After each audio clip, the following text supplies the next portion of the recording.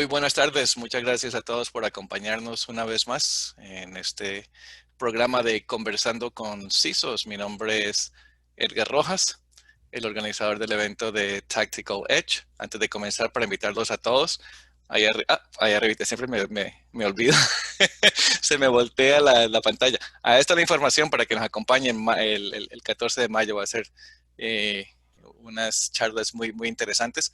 Tenemos como siempre al amigo Andrés Almanza acompañándonos desde Bogotá y a Pedro Adamovich acompañándonos desde Argentina, CISO del Banco Galicia. Él estuvo con nosotros la semana pasada y sacó un tiempo adicional como un mago para acompañarnos nuevamente, así que muy agradecido con Pedro por su tiempo. Listo, comencemos. Pedro, ¿cómo ha estado? Hola, ¿cómo están? Gracias por invitarme nuevamente. Llegué, Perfecto. llegué con lo justo, corriendo, No, pero no, llegué. espectacular. No, está bien. Una experta y te veo que has participado en muchos eventos. Estuviste en uno ayer con Daniel Monasterio allá en Argentina. Hoy con nosotros. Sí, Tienes los tuyos. sí, Estás en sí, sí, demanda. sí. Sí, ayer estuvo divertido porque estuve charlando un poco de mi historia, ¿no? Y uno dice, bueno, 43 años, pero hay Ahí historia está. detrás de eso. Excelente, excelente. Bueno, entonces comencemos aquí. Andrés tenía una pregunta muy interesante y es la que vamos a utilizar para pues, hacerle referencia a la conversación de hoy. Andrés, por favor. Bueno, primero que todo, buenas tardes Pedro, muchas gracias, Edgar, Hola. muchas gracias por este espacio. No, fundamentalmente, nosotros sabemos hoy que el mundo definitivamente cambió, o sea, eso ya es real, y en esa misma dinámica la ciberseguridad, seguridad de la información de las organizaciones tiene que cambiar. Entonces la pregunta como para Pedro es que nos cuente en su visión cómo ve en este nuevo normal lo que nosotros antes hacíamos, riesgos, cumplimientos, las prácticas, los estándares, ¿qué efectivamente tendremos que repensar? ¿Sí? ¿Qué podremos dejar atrás? ¿Y qué seguramente tendremos que reescribir? Entonces, es como un poco como eso, que nos cuenten su visión, todo eso, cómo nos afecta y a qué tendremos que exponernos de aquí en adelante, a qué tendremos que enfrentarnos. Yo creo que definitivamente es un antes y un después, ¿no? Un poco el ejemplo que nos pasó a nosotros, ¿no? De una empresa tradicional que no tenía, no teletrabajábamos, digamos, de 0 a 6.000 en una semana. eh, Obviamente nos cambió el escenario, ¿no? Si bien el banco estaba bastante preparado y como contaba en otros lados, no todas las empresas estaban preparadas para un cambio tan disruptivo. La realidad es que también desde seguridad estratégicamente uno tiene que cambiar determinadas prioridades, ¿no? Es decir, bueno, es lo mismo el riesgo que yo tenía con 10% de teletrabajadores a tener un 100% como tenemos ahora. Bueno, tengo que cambiar prioridades a determinadas cosas. Estaba totalmente cubierto mis riesgos.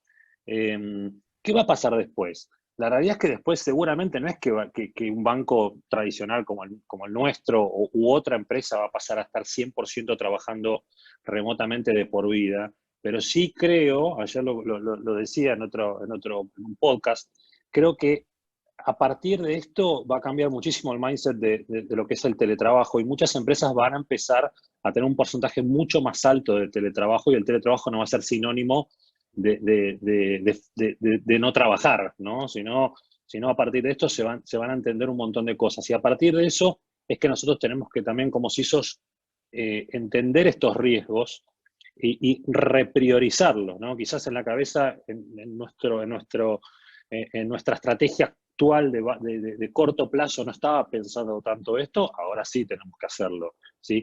Y también nos pasa a nosotros con respecto a los clientes, ¿no? Esto de que muchos dicen, bueno, en la transformación esto ha acelerado la transformación digital, sin lugar a dudas, es así. Nosotros hicimos cambios de procesos y estuvimos participando en cambios de procesos en el banco eh, para llevar a la mínima expresión la presencia de los clientes en las sucursales, ¿no? Y cuando uno piensa en eso, dice, bueno, la gente va a empezar a utilizar, está utilizando nuevas tecnologías, y se empieza a acomodar, se empieza a adoptar, y de eso no hay vuelta atrás. Te decía, mi mamá va a seguir cobrando por caja en un banco, pero hay gran porcentaje de gente que está adoptando estas nuevas tecnologías y no va a querer regresar a la sucursal, ¿no? Y lo mismo pasa con esto del teletrabajo. O sea, va a ser mucha gente que va a decir, bueno, va a plantear a las empresas, bueno, ven que podemos hacerlo, bueno, empecemos a pensar el cómo. Y ahí es donde nosotros tenemos que definir escenarios de riesgos y ver cómo los vamos mitigando. Ok, perfecto. Muy buena y esos comentarios despiertan muchas preguntas. La primera es el tema de las políticas y los procesos de la empresa. Am, para mí son los primeros que deben cambiar o la tecnología cambia y luego arrastra el cambio de los procesos. Yo diría que primero tienen que cambiar antes que la tecnología y los procesos tienen que cambiar el mindset de las personas, ¿no? Tenemos que nosotros adaptarnos primero a toda esta situación como nos está pasando ahora. Eh, Después creo que depende de la compañía, puede tener que cambiarse la tecnología o no. Depende del estadio de transformación digital, depende de la cantidad de inversión. Como yo decía, hay empresas que no tenían inversión en acceso remoto, en VPN. Entonces, eso sí van a tener que tener prioridad primero en invertir en tecnología. En el caso nuestro, la realidad es que tendríamos que poner por encima las políticas y decir, bueno, repensar estas políticas. De hecho, ya lo estuvimos haciendo. Si se quiere más como golden rules, ¿no? Decir, bueno, qué es lo que un teletrabajador, cómo se debe comportar un teletrabajador, qué es lo que debe hacer y qué es lo que no debe hacer, ¿no? Y cuáles son sus responsabilidades. Me parece que eso es fundamental. Creo que los procesos, en definitiva, la gran mayoría de los procesos, por lo menos en la industria financiera, hablando de puertas hacia adentro de la compañía, se mantienen, ¿sí? Obviamente, como decía antes, puertas hacia afuera, las cosas han cambiado. Sí, no, claro. Y ahora vemos que la mayoría de las empresas están comenzando a utilizar herramientas que no utilizaban anteriormente. Por ejemplo, aquí hay una pregunta muy importante que es acerca de utilizar Microsoft Teams. Muchas empresas ahora están utilizando Microsoft Teams. ¿Cómo se contempla el riesgo si todo está concentrado en esa aplicación, por ejemplo? A ver, nosotros usamos Microsoft Teams y honestamente nosotros confiamos en la solución, en todo lo que es la solución Office 365 es una de nuestras herramientas clave y al contrario, lo que estamos haciendo es fomentando el uso de Microsoft Teams y tratando de que nuestros colaboradores no usen otras soluciones, más allá de la historia de Zoom y demás. eh, Creemos que justamente la mejor manera de tratar de controlar más el riesgo es concentrando en lugar de diversificando herramientas, ¿no? Si Teams es nuestra herramienta corporativa, bueno, que usen Teams. ¿Y por qué? Y porque nosotros también tenemos mucha capacidad de controlar Teams y no tenemos capacidad de controlar unas herramientas que no son corporativas. Entonces es fundamental tratar de justamente al revés, concentrar en las herramientas que nosotros conocemos y nosotros implementamos, ¿no? Como compañía. Exacto. Y lo que dice aquí Luis Martínez, Pero, dale. exacto, Sí, iba a sí. decir eso, lo que dice Luis. Y ahí sí pregunta para Pedro, pues es una apuesta, porque entiendo el mensaje como una apuesta, concentrar el riesgo. Sin embargo, también como lo dice Luis, concentrar el riesgo ¿cuál puede ser la contingencia si ese riesgo falla? Por decirlo así, si algún problema tendremos. ¿Cuál podría ser la contingencia, Pedro? Pues porque concentrarlo es una apuesta arriesgada, pero que puede haber como un plan alterno por si acaso, o debería, o no debería, no sé. ¿Verdad? Sí, obviamente uno puede tener una alternativa de solución. Lo que yo hablo de diversificar es como, a ver, es como si uno dice, bueno, vos entrás por esta solución y esta solución está homologada y esta solución está dentro de nuestra arquitectura y está pensada para nuestra arquitectura y se tomaron todas las medidas necesarias para utilizarla y toda la autenticación pasa por ahí y está todo bien organizado. Sí considero que es una apuesta y sostengo esa apuesta, ¿no?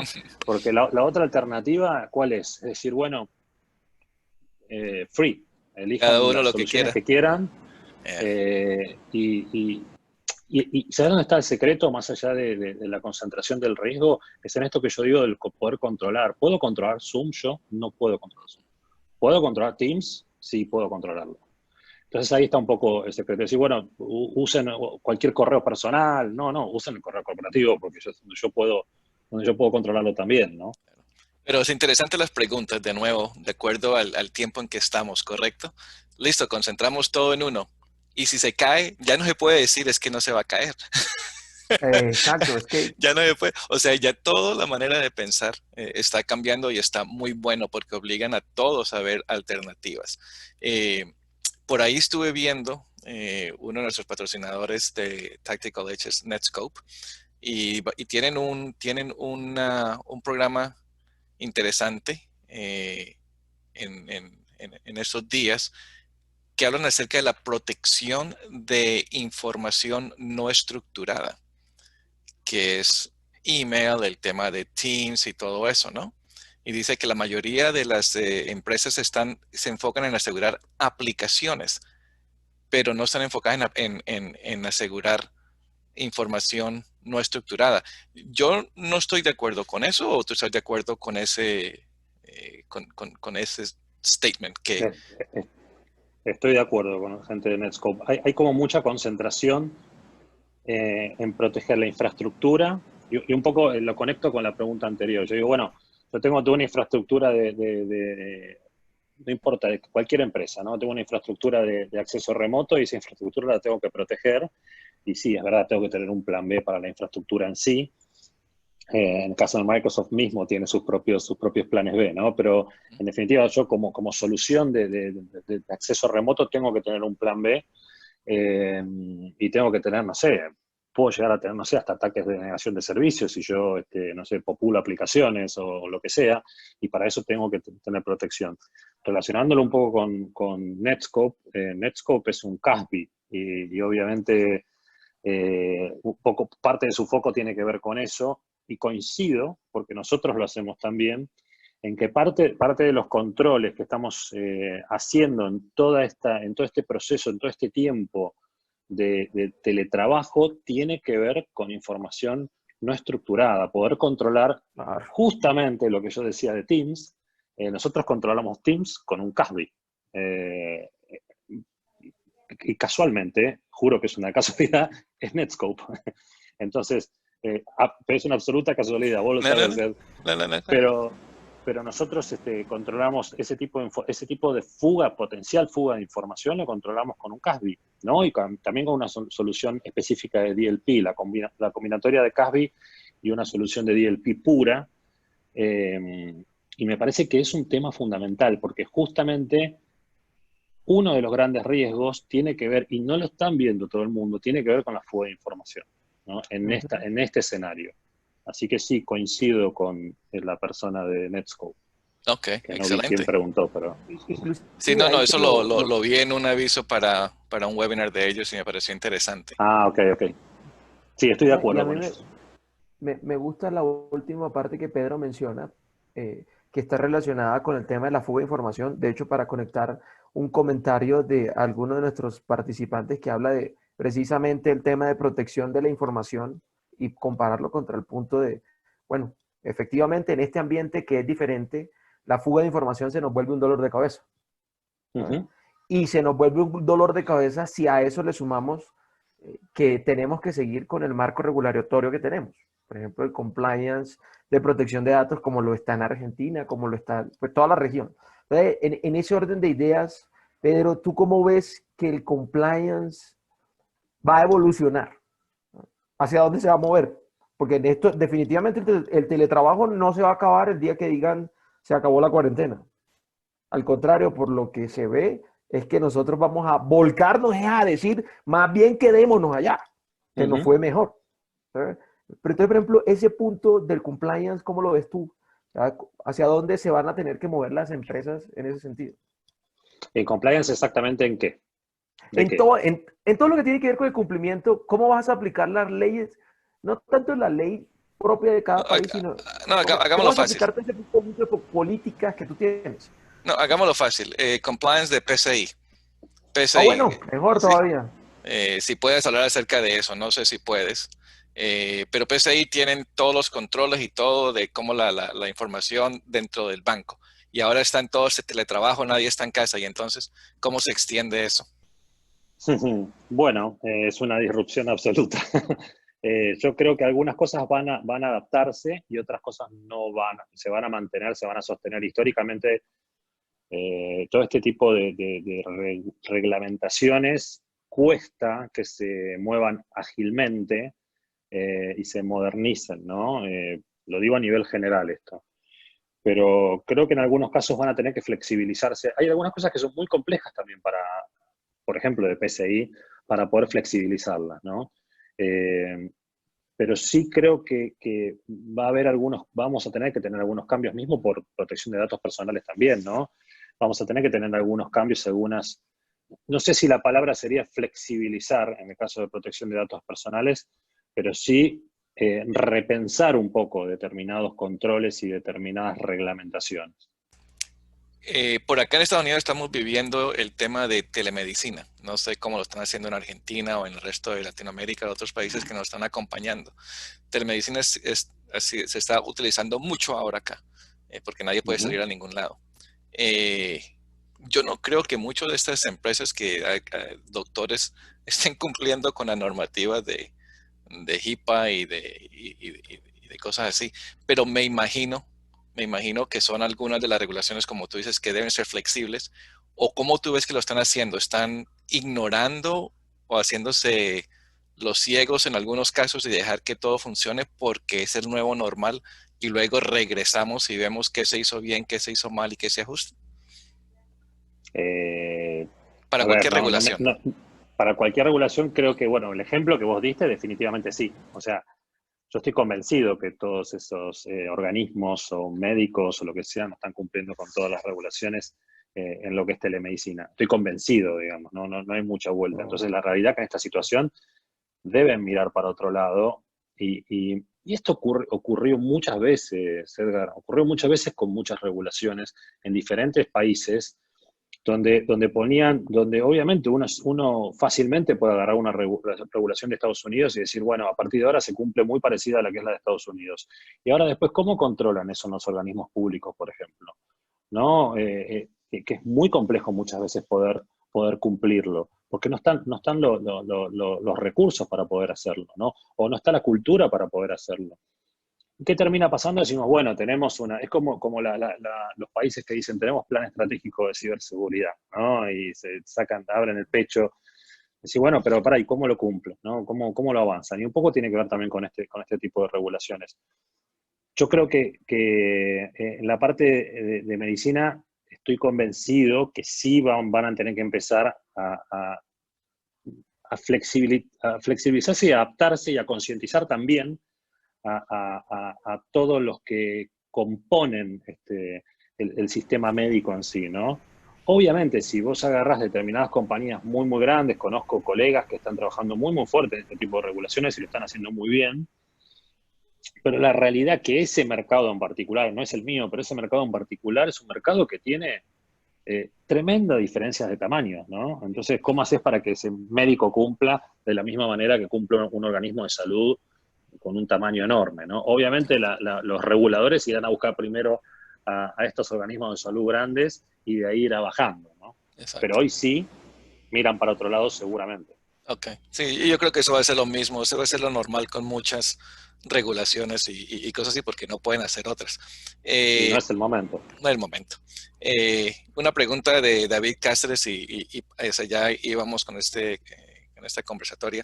David dice, ¿cómo podemos controlar los equipos desde que se conectan los usuarios? Dado que son equipos personales y la mayoría de equipos personales no cuentan con los sistemas necesarios de seguridad, antivirus. Ese es un problema que tienen todas las empresas y no hay ningún CISO que se ha salvado. No Eh, hay ningún CISO que se ha salvado. Yo tampoco me salvé. no, obvio, ¿no?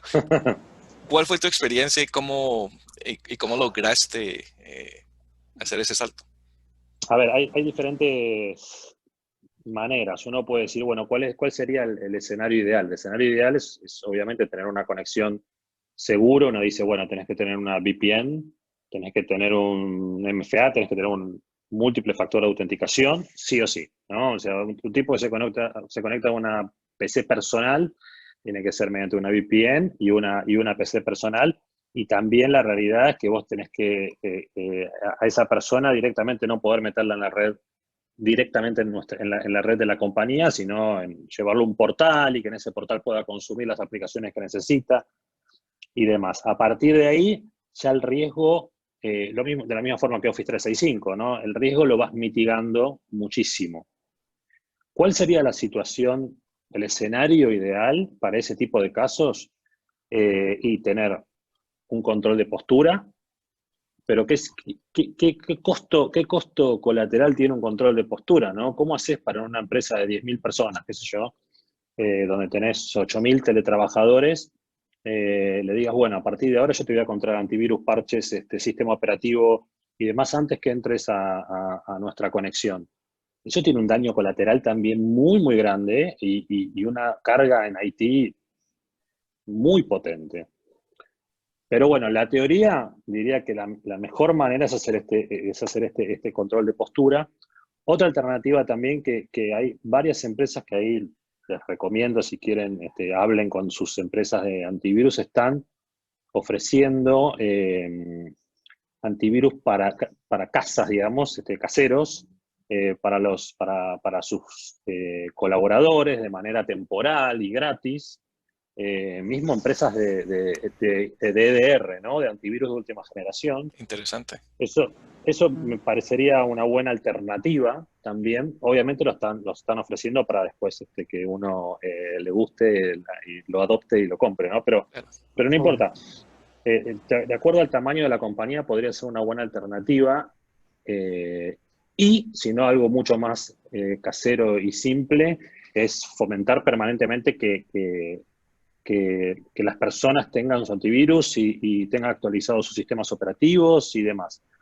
La realidad es que normalmente eso no ocurre tanto así y muchas veces pasa que las personas, no es como tengo yo, que tengo mi computadora, tengo mi iPad, mi hijo tiene su iPad, mi esposa tiene su computadora, muchas veces se tiene que compartir el dispositivo y ese es otro problema también, ¿no? Entonces, quizás el mayor secreto es tratar de aislar lo más posible esa computadora de nuestra red, ¿no? De tener un montón de puntos intermedios para que esa computadora no llegue a nuestra red. Y uno dice, bueno, pero pará, yo desde mi computadora también quizás puedo subir información a la red de alguna forma, puedo subir información, o sea, un OneDrive, a lo que sea. Bueno, también eso tiene propios controles. OneDrive tiene controles de anti-malware. Pero yo creo que tenemos que volver también a las bases, ¿no? Y ahora olvidémonos de este escenario. Las bases propias tienen que estar muy sólidas. Si vos tenés muy buenas medidas de seguridad dentro de tu compañía, esas medidas de seguridad, cuando entre alguien a tu compañía, va a tener que cumplirlas. Si vos tenés un EDR, tenés un antivirus de última generación que realmente actúa por comportamiento y demás, y bueno, eso es algo que realmente te va a proteger. Y después yo creo que también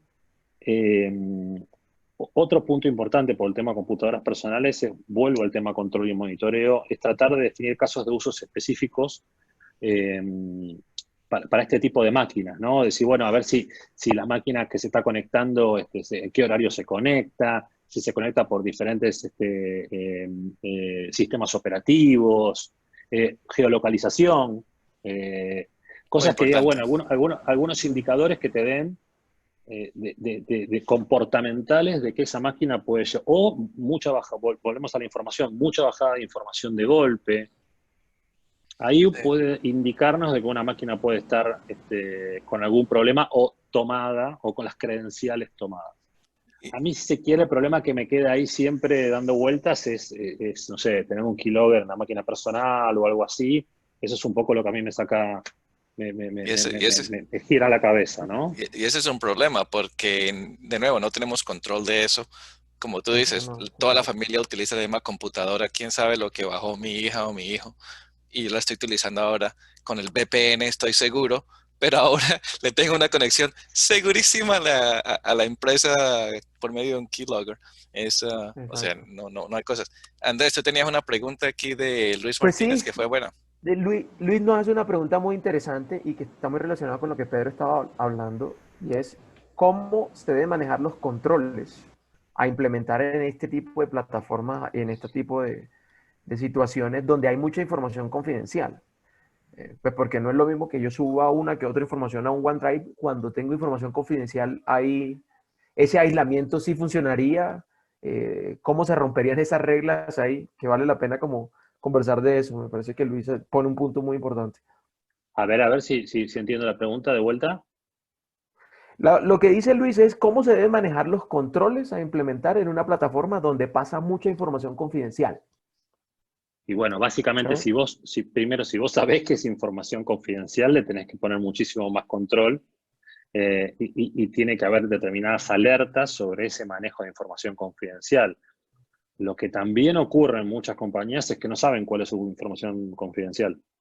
¿Se entiende? Y un poco volvemos al origen de Lo que dijiste preguntaba anteriormente. Ed, ¿no? Exacto. De la información no estructurada. Bueno, dice, bueno, yo sé que determinada documentación es confidencial, la tengo tagueada, hay un montón de herramientas para poder hacerlo.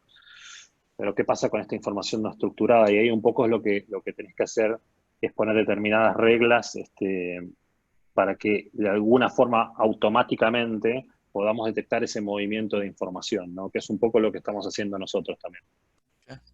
Aquí un par de preguntas de Oscar Morales. Ajá. Este es, yo creo que la respuesta, la conozco la respuesta, pero bueno. ¿Cómo juega el IPv6 con la conexión segura, dado que es nativo? ¿Podría ser una alternativa? Digo que sí, pero ¿quién se va a poner a jugar Yo con creo el que sí, IPv6 ahora? sí. Claro, el tema es ese también. Pero ¿Tiene sí, tiempo? sí, Hágale. ¿Eh? sin lugar a dudas. Exacto. O sea, es una buena opción si tiene tiempo para configurarlo porque no es fácil. Eh, pero Lo que bueno, pasa es que es momento para avanzar.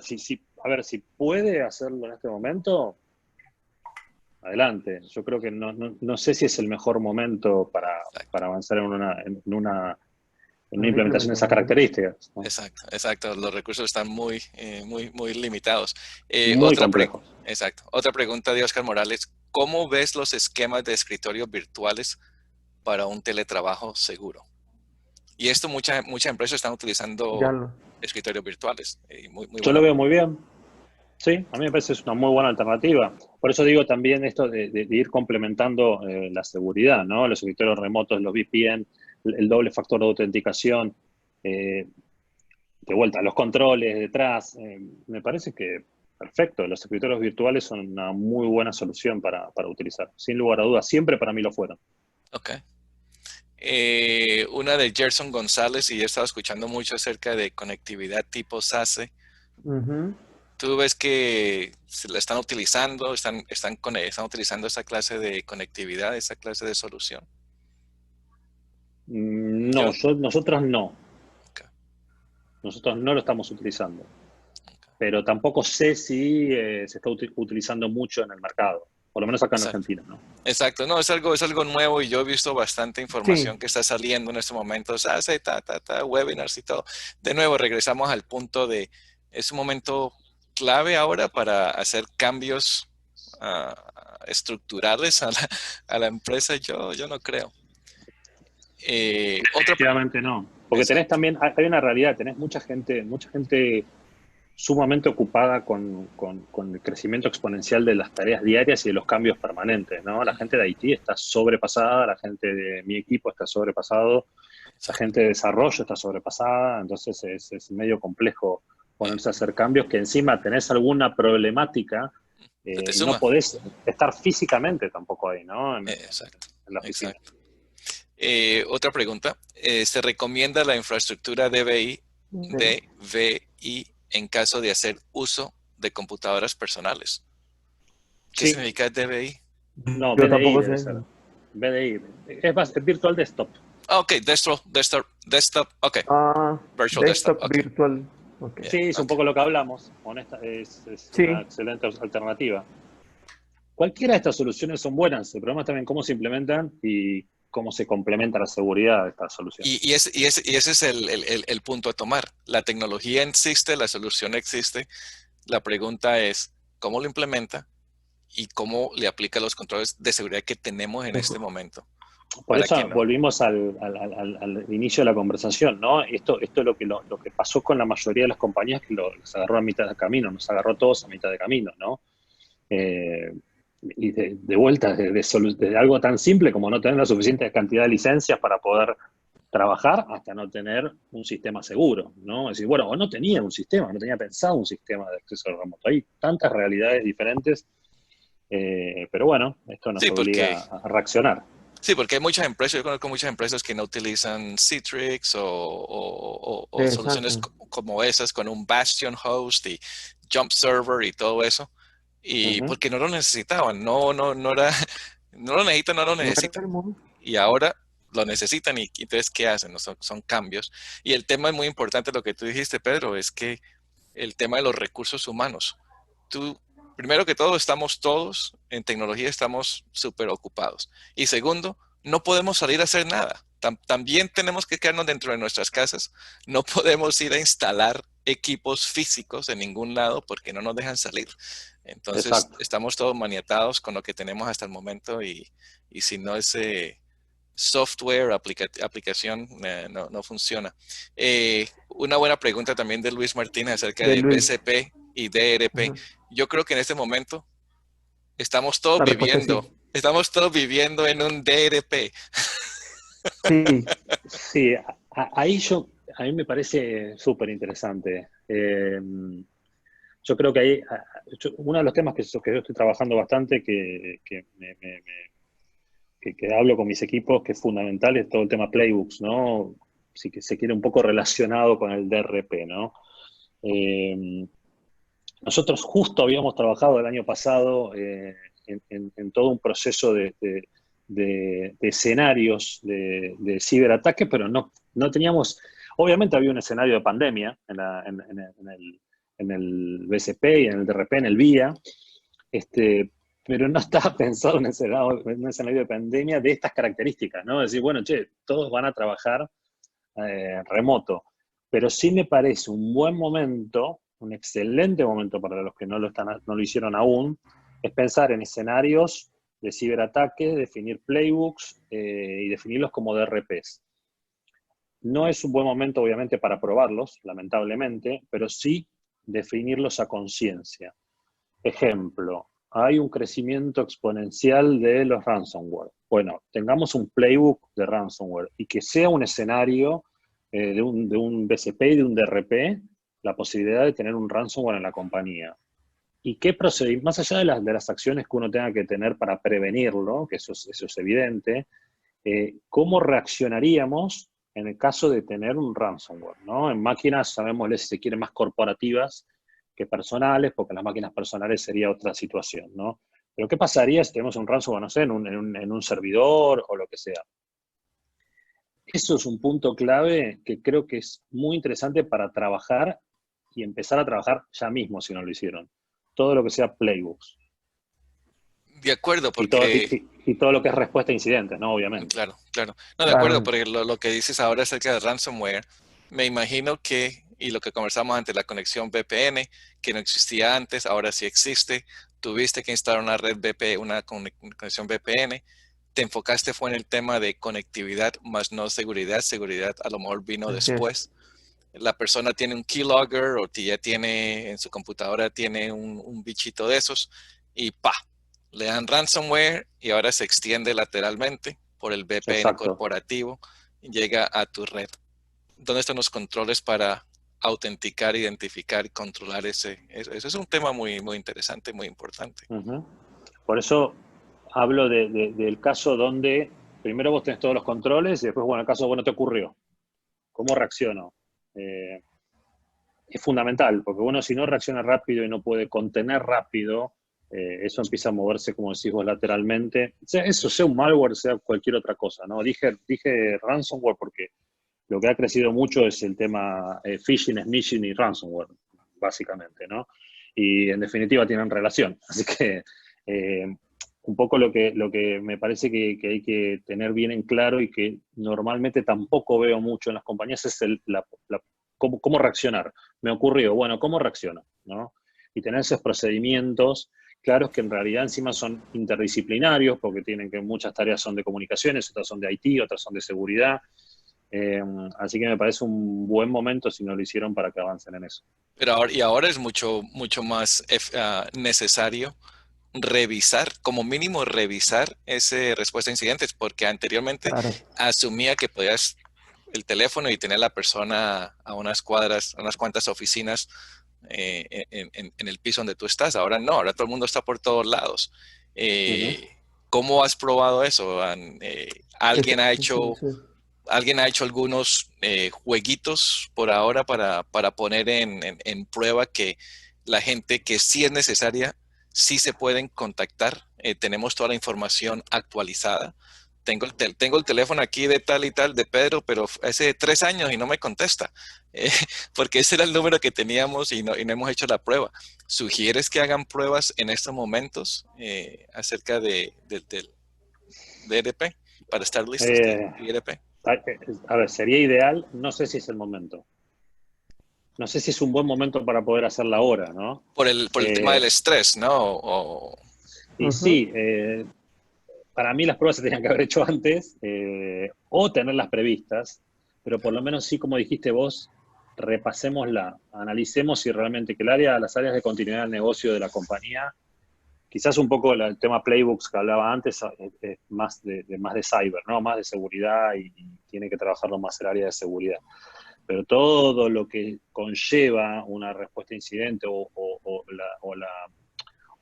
determinado caso de un DRP o determinada acción o determinado proceso crítico con algún problema que pegue directamente a ciberseguridad, las áreas de continuidad del negocio son las que tienen que trabajar fuertemente. Y mismo lo que decías vos, desde los teléfonos ante un caso de gestión de crisis o lo que sea, todos los árboles de llamada, lo que sea. Yo anteriormente también trabajé en otra empresa con continuidad del negocio y estábamos permanentemente probándolo, ¿no?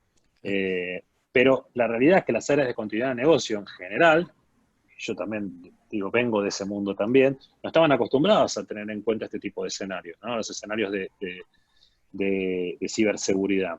Así que yo sé que es algo nuevo y por eso lo recalco y lo remarco, porque sé que la mayoría no lo tiene, ujú. ¿no? Esto de empezar No. a diseñar y a pensar cuáles son las amenazas, cuáles son las respuestas, cómo deberíamos responder, y no pensar como algo general, sino realmente tiene que ser como si fuese un DRP, ¿no? Tiene que ser punto por punto cómo responder, ¿no? Tal persona hace esto, tal otra persona hace aquello. Mm. Obviamente, la diferencia quizás en un escenario de ciberataque con respecto a otros escenarios de procesos de negocio, y esto lo digo por experiencia propia, es que son bastante más dinámicos, ¿no? Uno no puede exactamente anticiparse a cómo va a reaccionar un malware en una compañía, pero básicamente la estructura de comunicación y la estructura de reacción sí se puede hacer. Entonces me parece que, insisto, aprovechen este tiempo para analizar qué es lo que tienen, si lo tienen, y si no, háganlo. Y a la vuelta de todo esto, que espero que sea pronto, sí, indefectiblemente pongan fecha para probarlo. El tema de equipos de threat hunting, red teaming y todo eso. Sí, Es un buen momento para hacer eso ahora, para que todo el mundo esté, ¿cómo se dice? Filo, esté listo. Es un buen momento para hacerlo. es un gran momento. El problema es que eh, mi pregunta, yo te devuelvo la pregunta, ¿cuántas empresas tienen equipos de threat hunting y tienen un red team, ¿no? Sí, son pocos. Entonces y ahora te respondo yo, te digo, sí, es un gran momento, si pudiesen tener la posibilidad de invertir en eso, inviertan en eso. La realidad es que threat hunting podés tercerizarlo. Hay muy buenas empresas que hacen threat hunting, eh, y eso se podría tercerizar. La parte de Red Team, yo tengo mi propia visión. Yo manejé equipos de Red Team en mi empresa anterior y estoy terminando de formar el equipo de Red Team en Galicia también. Me parece una práctica maravillosa, y creo que siempre es necesaria, porque las compañías están acostumbradas a hacer test de intrusión anuales y con eso quedarse tranquilas, o dos El veces por checklist. año. y la realidad que no es suficiente. Está muy bueno contratar empresas, ir cambiándolas y que nos hagan los test de intrusión, pero diferente es tener un red team que está más enfocado y que conoce y que puede verificar más temas de procesos más que sistemas e infraestructura, ¿no? Entonces puede verificar, bueno, quiero ver, ahí está este nuevo proceso. Más allá que desde el nacimiento, no me quiero ir mucho de la pregunta, pero desde el nacimiento de un desarrollo uno puede estar trabajando y puede tener DevSecOps y puede tener controles de desarrollo seguro y puede tener un montón de controles automatizados y podemos estar bien metidos dentro de los squads y demás. La realidad es que eso tiene un ciclo de vida, ¿no? Es decir, bueno, salió muy bien este código, la verdad que salió, que ojalá todas las empresas puedan decir eso, ¿no? Su código salió bastante bien, por lo menos dentro de lo que es OWASP, no tiene nada raro. Ahora bien, después ese código, esa porción de código dentro de todo un proceso, eso sí lo tiene que ver un researcher, ¿sí? No un pentester, lo tiene que ver alguien que realmente pueda pensar como puede pensar un atacante. El atacante no piensa en la porción vulnerable, sino piensa en un proceso. O sea, ¿cómo puedo romper este proceso? Exacto. Así que me parece, Edgar, me parece siempre que me preguntes de Red Team, soy súper fan del tema. Y Threat Hunting, yo creo que en estos últimos 2 años se ha empezado a valorar muchísimo más todo lo que sea SOC, Threat Hunting, Blue Team, y me pone muy contento de eso, ¿no? Porque en definitiva es la otra pata justamente del Red Team, es la pata preventiva, y creo que se debe seguir avanzando en eso, y hay mucho, lo que estoy notando es que hay muchos especialistas, brillantes especialistas en la parte de threat hunting, por eso ahí sí yo digo que podría llegar a tercerizarse si no encontrás, que es muy difícil encontrar profesionales de esa calidad para ese tipo de tareas, ahí sí podés combinar o adquirir algunas herramientas de threat hunting y tercerizar, si se quiere, un poco la mano de obra, ¿no? Exacto. Me parece que eso es una buena combinatoria. Si se puede tener threat hunting dentro de la compañía pues, obvio, y contratarlo. Lo mejor. Sí.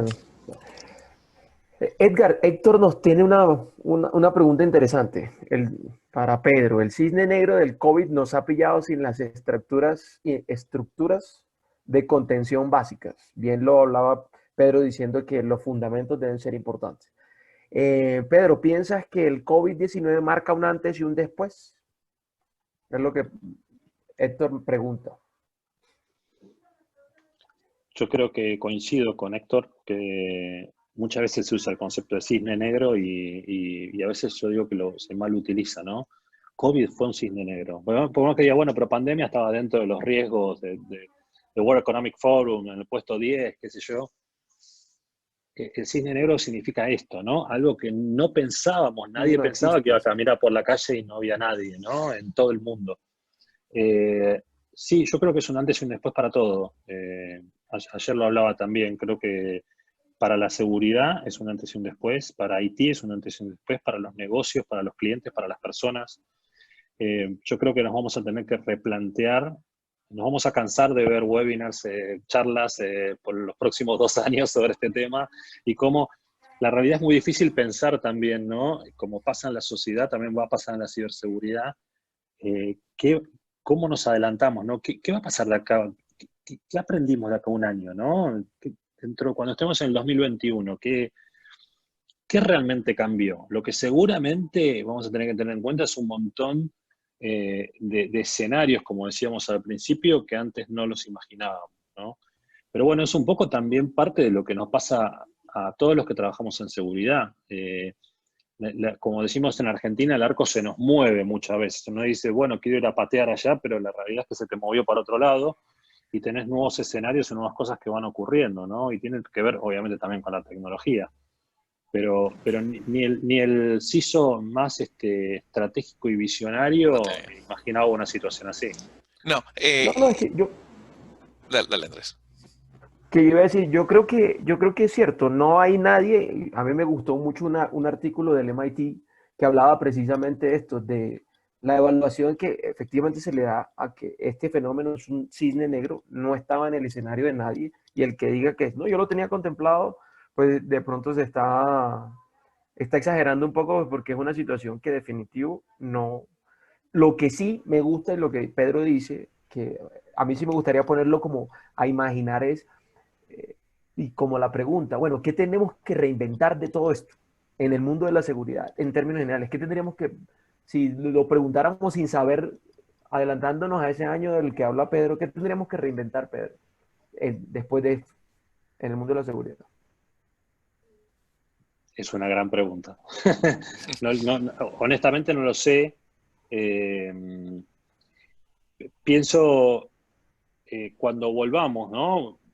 Primero que no creo que volvamos de la misma manera, ¿no? Pero más allá de eso, es decir, bueno, ¿cuál es el futuro? ¿Qué cambió? Había como un roadmap de ciberseguridad que uno más o menos iba viendo qué era lo que iba pasando. Bueno, ¿qué desvió COVID? ¿No?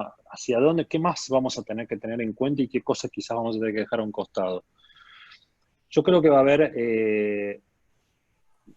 perdón que sea insistente en esto, ¿no? Pero un poco me agarro de lo que decía Edgar. Me parece que va a reforzarse muchísimo más y va a revalorarse muchísimo más todas las áreas de defensa y ataque, ¿no? Yo creo que eso va a ser un cambio estructural en la seguridad que quizás estaba yendo muy lento. Todo el tema, hablábamos antes de seguridad ofensiva, estaba yendo muy lento en las compañías, ¿no? Y el tema de seguridad defensiva, si se quiere, un poquito más rápido. Pero creo que todo lo que es inteligencia y defensa, creo que eso va a ser un cambio importante. Después, seguramente, todas las compañías fabricantes van a encontrar nuevas soluciones mágicas para resolver un montón de problemáticas específicas. Exactamente. Pero bueno, veremos cuál realmente cumple con funciones que realmente nos sirva para poder resolver problemas reales y problemas que se sostengan en el tiempo, no problemas coyunturales, ¿no? Una pregunta aquí, Pedro. ¿Tú opinas que se debería desarrollar un análisis de riesgo de seguridad en estos momentos teniendo en cuenta las circunstancias? Sí, sin dudas. Hay que hacer análisis de riesgo de todo tipo y yo creo que, por ejemplo, un análisis de riesgo que hay que hacer, cualquier persona que diga, bueno, yo tengo mi sistema, volvemos al inicio, mi sistema de acceso remoto lo tengo, yo creo que estoy cómodo más allá de algunas o determinadas riesgos que estamos todos asumiendo y demás. Bueno, quiero hacerle un assessment, quiero analizar realmente ese proceso, si realmente está, qué tan bien o qué tan mal está. Entonces, analicemos un poco ¿qué riesgos tengo? Y tengo riesgo de, como hablábamos antes, de malware, de esto, de aquello. Bueno, ¿qué controles tenemos? ¿Tenemos algún control mitigante de eso? Y después de eso hacer un assessment. Y después de ese assessment, si es posible, y lo relaciono con lo que hablábamos hace un ratito, si es posible, hagamos una prueba del sistema de acceso remoto. Tratemos de nosotros hackearlo. Y ahí entra en juego un poco lo que decías vos del Red Team, ¿no?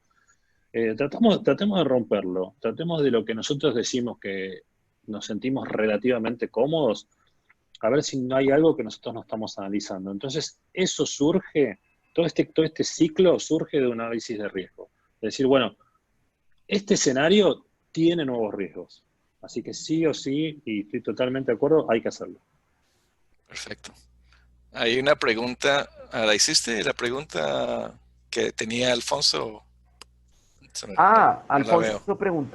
Alfonso preguntaba que si tendríamos que también, eh, pues que él hablaba del centro, del ser español, y que pues si muchas de las cosas que el ser español ya venía formulando sobre gestión de incidentes tendrían que cambiar. Entonces yo le respondí internamente pues que yo pensaba que como estoy muy de acuerdo con Pedro, por ser esto un cisne negro, yo creo que todos tenemos que reescribir muchas cosas. Entonces eso fue lo que yo le contesté directamente a Pedro. Pero pues yo no sabría si Pedro tiene alguna otra opinión. Sí, seguramente. Es un poco lo que venimos hablando en toda la charla, ¿no? Definitivamente va a Exacto. haber cosas que vamos a tener que reescribir y estar más atentos, ¿no? Y ni hablar en respuesta a incidentes, como lo dijimos hace un ratito. Exacto, exacto. Pedro, ¿tú sabes si van a salir nuevas versiones de ese CCN CERT a raíz de este en España? Me imagino que sí, o sea, si han escrito algo, tienen que hacer algo. Yo aún no tengo ningún tipo de información ni de España ni de reglamentaciones de otros países. que estén en proceso de cambio y de adaptación. Yo estoy en varios grupos de CISOs y demás. Aún silencio absoluto sobre eso. Yo creo que algo deben estar pensando, pero creo que también me parece que tienen que dejar pasar un poco el tiempo y ver cómo esto se sigue desarrollando, ¿no? Prematuro, Ponerse ahora, exactamente. ¿sabemos realmente cuánto falta y qué es todo lo que nos va a pasar? Digamos, yo creo que no. Entonces me parece que hay que tener un poco más de paciencia, a pesar de que yo siempre digo que son algunas empresas que se dedican a hacer esto son un poco lentas para adaptarse. Creo que también la paciencia acá es importante para poder reescribir estas cosas, ¿no? Sí, porque no es fácil, es mucha información. Efraín Guerrero tiene un comentario y eso lo discutimos la semana pasada, el tema de ingeniería social, el tema de las casas, que lo necesario es que tener claros los roles y canales autorizados para el tema de las comunicaciones y todo. Sí, eso lo conversamos la semana pasada en el programa de Conversando con CISOs. Sí, muy interesante. Con la última conexión de todo esto es la concientización definitivamente, que ya lo hablamos la semana pasada, pero no es un tema menor, digamos. En esta situación, teniendo tanta gente afuera, tenemos que permanentemente estar informando, comunicando, tanto a ellos como nosotros también estamos haciendo a nuestros clientes del banco. Es un momento donde más hay que reforzar y se quiere ahí aprovechar un poco también todo lo que está ocurriendo para que los ISOs logren ese apoyo para poder comunicar fuertemente, porque ahora la realidad es que la mayoría de las empresas están empezando a tener, bueno, Galicia se caracterizó siempre por tener una muy buena comunicación interna, ¿no? A mí realmente el tiempo que estoy me sorprendió lo bien que comunica internamente, pero independientemente de eso, hay que aprovechar este momento para comunicar mucho sobre ciberseguridad, ¿no? Porque la realidad es que ahí de nuevo, en todo lo que hablamos en estos 55 minutos, todo se inicia en lo que en lo que es las personas y cómo cada uno reacciona ante un email o un phishing o lo que sea. Sí, por ahí vi, y con eso terminamos, por ahí vi un mensaje que compartí con Andrés esta mañana, que lo leí, que tenían 9 puntos, y el último punto dice, mentimos. El activo más valioso no es la información, son las personas. Eso fue, con eso dije, chao, terminamos. Me parece espectacular. Muy bien el comentario. Sin lugar a dudas. Exacto. Pero bueno, estamos llegando aquí, Pedro. De verdad, muchas gracias por tu tiempo otra vez. Muy agradecidos. Mira que tenemos gente conectada de todo el mundo, desde España, de toda Latinoamérica. Es espectacular lo que estamos viviendo un con saludo esto. Para todos. Exacto. A todos, muchas gracias, muy amables por estar aquí con nosotros. El programa está listo mañana en la página del evento. Van a recibir una noticia acerca de esto cuando la grabación esté disponible. Y nos vemos el próximo miércoles.